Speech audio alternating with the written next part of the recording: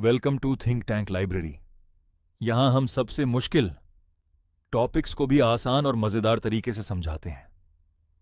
आज का सवाल है, क्या भारत का लगभग 5,000 साल पुराना इतिहास सिर्फ 3 मिनट में समझा जा सकता है? चलिए, बिना समय बर्बाद किए शुरू करते हैं।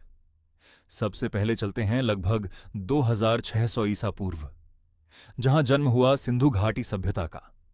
मोहनजोदड़ो, हड़प्पा, धोलावीरा और लोथल जैसे शहर उस समय दुनिया के सबसे आधुनिक शहरों में गिने जाते थे। यहाँ चौड़ी सड़कें, पक्के घर, शानदार ड्रेनेज सिस्टम और संगठित नगर योजना देखने को मिलती थी। यानी जब दुनिया के कई हिस्सों में सभ्यता विकसित भी नहीं हुई थी, तब भारत में लोग व्यवस्थित शहरों में रह रहे थे। इसके बाद शुरू हुआ वैदिक काल। इसी समय ऋग्वेद, सामवेद, यजुर्वेद और अथर्ववेद जैसे महान ग्रंथों की रचना हुई। खेती, शिक्षा, विज्ञान और भारतीय संस्कृति की मजबूत नींव इसी दौर में रखी गई। फिर आया मौर्य साम्राज्य। चंद्रगुप्त मौर्य ने भारत के सबसे विशाल साम्राज्यों में से एक की स्थापना की। उनके पोते सम्राट अशोक ने कलिंग युद्ध में लाखों लोगों की मृत्यु देखकर युद्ध का रास्ता छोड़ दिया और बौद्ध धर्म अपनाकर पूरी दुनिया में शांति का संदेश फैलाया। इसके बाद आया गुप्त काल, जिसे भारत का स्वर्ण युग कहा जाता है।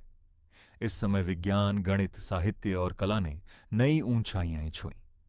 महान गणितज्ञ आर्यभट्ट ने शून्य और खगोल विज्ञान में ऐसे योगदान दिए जिनका असर आज भी पूरी दुनिया पर है। समय बदला और भारत में दिल्ली सल्तनत का शासन शुरू हुआ। इसके बाद आया मुगल साम्राज्य। अकबर ने अपने प्रशासन और धार्मिक सहिष्णुता के लिए पहचान बनाई, जबकि शाहजहां ने दुनिया के 7 अजूबों में शामिल ताजमहल का निर्माण कराया। लेकिन फिर आया एक ऐसा दौर जिसने भारत की दिशा बदल दी। साल 1600 में ईस्ट इंडिया कंपनी व्यापार करने भारत आई। धीरे धीरे अंग्रेजों ने भारतीय राज्यों पर कब्जा करना शुरू कर दिया और पूरा देश ब्रिटिश शासन के अधीन चला गया। लेकिन भारत के लोगों ने कभी हार नहीं मानी। 1857 की पहली आजादी की लड़ाई ने अंग्रेजों की नींव हिला दी। इसके बाद महात्मा गांधी ने सत्याग्रह और अहिंसा का मार्ग अपनाया।